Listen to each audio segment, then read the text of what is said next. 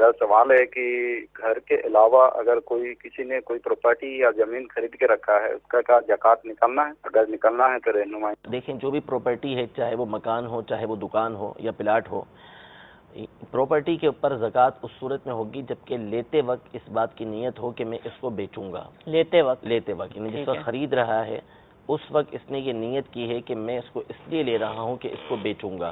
تو اگر یہ نیت ہے تو اس کے اوپر زکوٰۃ ہوگی، ورنہ زکوٰۃ نہیں ہوگی۔ مثلاً لی ہے کہ بچے بڑے ہو کے اس میں رہیں گے، یا میں جو ہے اس کو اپنے پاس رکھوں گا، یا اس کے اندر دوسرا مکان بناؤں گا، کرائے پر دے دوں گا، تو پھر جو اس کی کرایہ آئے گا، رینٹ آئے گا اس کا، اور بچا رہے گا، تو اس حساب سے اس کے اوپر زکوٰۃ لازم آئے گی۔ لیکن اگر پراپرٹی بیچنے کی نیت سے نہیں لی تو جو زمین کی ویلیو ہے اس کے اوپر زکوٰۃ نہیں ہوگی، یعنی اس پراپرٹی کے اوپر زکوٰۃ نہیں ہوگی۔ اس کا مال تجارت ہونا ضروری ہے۔ جی بالکل، یعنی اس نیت سے لیا ہو کہ مال تجارت کے ساتھ ساتھ اس نیت سے لیتے وقت یہ نیت کی ہو کہ میں اس کو اس لیے لے رہا ہوں کہ یہ میں بیچوں گا، ٹھیک ہے، تو اس پر زکوٰۃ ہوگی۔ لیتے وقت اگر یہ نیت تھی کہ میں اس میں رہوں گا، بعد میں نیت کر لی کہ میں اس کو بیچوں گا، تو بھی اس کے اوپر زکوٰۃ نہیں ہے۔